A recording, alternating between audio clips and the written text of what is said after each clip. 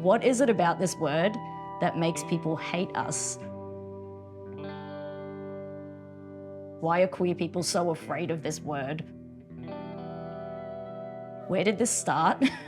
How did it happen? And how can we change that? And so Butch is not a dirty word is literally what I was trying to say. I'm like, why do we all think this word is so horrendous?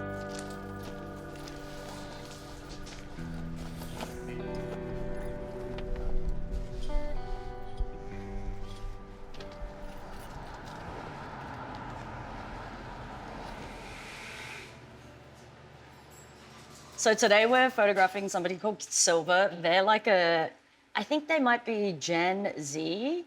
So they're like younger than the people I usually photograph, which I love because they tend to have like just like less rigid ideas about gender and sexuality. And Silver is like a little bit of an Instagram celeb, and they do like, they're a performance artist. They're like a singer. The second shoot later in the day, Silver and one of their best friends, Marisa, they just have very good energy together. And then I thought I'd bring in a third person who's like an older Butch person. I think it just helps round out the shoot and to see just like different generations interacting with each other. So yeah, Murph is on their way and they're going to meet us here and we'll all go off together. How do you feel about being photographed today? I don't know. I'm nervous for sure, but Nervous how? Well, I don't I don't want to be small or like hide pieces of who I am. So that's part of why I was like, yeah, dude, let's do it. When you asked. So I've always called myself a creator because so much of what I've done is creative production. I've always had this drive to just create spaces for people that are underrepresented to like come together. And I've always had this drive to make it look cool. Like I grew up with skateboarding, and so I just picked up like how to brand something and how to like present something so people want to be a part of it.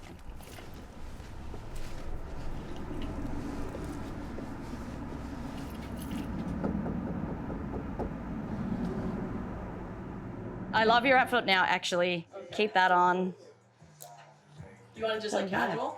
Yeah, just casual for now. We'll just do some warming up. One of the number one complaints that I hear from other Butch people is people project this kind of masculinity onto them that's actually not all that accurate for them. So a lot of the project is about breaking down those stereotypes. People refer to the word Butch as a noun, as an adjective, as a gender identity all in itself. Nobody can really say what is or what isn't Butch. There's so few other terms that do that. It feels like a safe space for me. All right, pick up where you left off, please. You are not You are not grabbing my cheeks. Yeah. Shade? Big smile from everyone. Open your eyes, Silver. I'm cute. Cute. Yeah. Thank you. Yeah, I got you. I started doing music stuff when I was like 16. Okay. I had moved to LA by myself. Oh, you moved to LA by yourself? Yeah, it was like really like popping up. Yeah. Like, it was cool. Yeah. And then like things just took a really sharp turn. As soon as I came back, I like hardcore humbled myself in the sense of like I was 20 at that point, and like I was like, Fudge, what am I gonna do if I'm not gonna do music? Because that was like really scary for me. Yep. And so like I had to go back to high school as a 20-year-old. And I didn't think I was gonna do it, one, because I was like, I'm 20. What high school's gonna let a 20-year-old in? And I found Did they let you into? They did. An alternative high school let me in. What do we got going on down here? A lot of everything. Put your chin down a little bit. Yeah. And then eyes up at me. Love it. Okay, hold. What got you into photography? Honestly, this project, I was so anti being a creative when I was young. Okay, wait. So this time, I wasn't the demographic of people in Australia that would necessarily be thought of as creative or as artistic. When I heard art, I just saw a bunch of people who would kind of shut the door on people that didn't look like them. And so that, I kind of grew a sense of resentment towards, art and artists in general, and I really moved so far away from that terminology. Right. Yeah, okay, I want to get some with the camo, but I also want to get some with the getup. No, sorry, okay, first, leave that other shirt on for first, and then we'll get a full outfit change. Okay.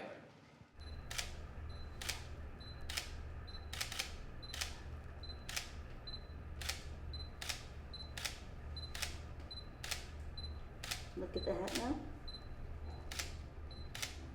now. Okay. You know, when it comes to like queer beauty, like I feel like you don't see it represented as much. It's like super hard to find, and we're finally getting captured for it, you know? And there's like, it's like a buffet, different flavors of us, so it's nice. I don't know if I would use the word buffet, but I do really love that, like, Esther's project feels like it really, like, I don't know, highlights different forms of butchness in a way where it's like, not every butch is the same. And that's something I've really, like, taken away from that page. Growing up in, you know, an Irish Catholic family in Philadelphia, I didn't see representation of who I am now. And I always wonder of like, who could I have been if I had come into my identity and myself and my self-confidence and my gender expression earlier. And that's what I love about this project and Esther and the way that they go about representing butchness in this expansive way. So in the early days, I had this vision of, I didn't want the portraits to just be portraits. I wanted to capture people in their environment. So it was almost like I was looking for this mixture between portrait photography and kind of photojournalism. I was always using different photographers and using many different people, and I just couldn't quite get my vision back. And so at some point I was like, I'm just gonna pick up a camera and start trying to capture it myself. Yeah. Now look at each other in the eyes. And smell. Try not to like breathe on it. I know. Just take a deep breath. Okay, I'm ready when y'all are. Wait, we both will? Yeah. You shook your head, yeah. Blow that hard. I thought it's so gentle. I grew up in Melbourne, and it had such a contrasting. It was such a contrasting experience to what it's like on the west coast of the USA for butch people and for masculine or centered people. I kind of just honestly didn't even think it was an option. I found it very difficult to date. I just like kind of resigned to the fact that I wasn't attractive and sex and love and romance weren't going to be for me. I made my way to the States, to Portland, when I was about 23, in my early 20s. I saw this butch lesbian who was like just a little bit older than me. Like I had no idea I could be like that. And she was so confident and she was so in herself, and she really didn't have any visible shame that I could see. I saw the way that they navigated the world in Portland. I saw how people responded to them, and it was so positively, like that's just nothing I'd ever seen in my life. It blew my mind. I remember the start of the project, I was like, what I want to do is I want to show people in Melbourne how people think about butch lesbians or butches like in the States. And Portland specifically just had like this kind of anything goes energy. There was this sense that the city truly was run by lesbians. Like originally, like it was just supposed to be one little like zine. I thought we'd launch it at the local queer bookstore. We used Facebook back then, and I put a Facebook event up for it. And I was so scared because I was really, really scared to put it out publicly, and I was almost preemptively embarrassed that like no one was going to show up. I think we had like maybe 50 seats available, and as soon as I put the Facebook event up, like literally I think like 600 people responded as RSVP. They wanted to come. I adored photographing this person. The light was just so beautiful in their workshop, and they were so in themselves, like in their creative space. It really comes through in kind of their posturing. And when I look at this, I just see a softness in, like such a toughness in the masculinity, but also this softness that comes through in how the gaze is held and how the body posturing is held. Like you always see people's hands, and you can kind of see that's really where a lot of their like softer attributes come out. This photo here, I think is pretty beautiful as well. And you see this person's got this like army style haircut. And I know that this person spoke about in their interview, like how differently people respond to them when they're out in the world with their feminine partner and their children. People are a lot more open to them and kinder to them versus when they're in the world on their own, where people are a little bit more reserved towards them. And I think that's a really common experience that a lot of butch people talk about. The first time I saw my photos outside of a digital space and printed and enlarged and framed, I think that's the moment I was like, oh my God, I had no idea, but I think I'm actually a photographer, or like that's art. Like, I remember what it felt like to be seen for the first time, and to see other people having that experience through this project is, yeah, incredibly humbling, and it's emotional. It's really, really emotional, yeah. Because the experience of being gender non-conforming when you're young is you're constantly told to shut yourself down. Anything you feel that's true to yourself, shut it down. It's not right.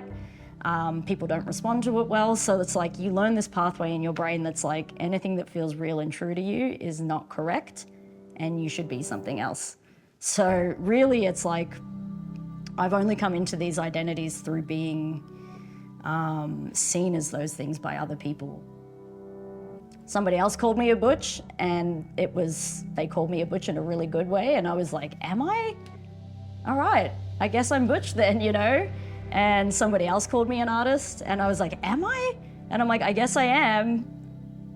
I know the incredible value that these people occupy in the world, and I have only learned that through people teaching me that about myself. And what I always try to do through these photographs and through this work is just give that gift to other people, the gift that was given to me.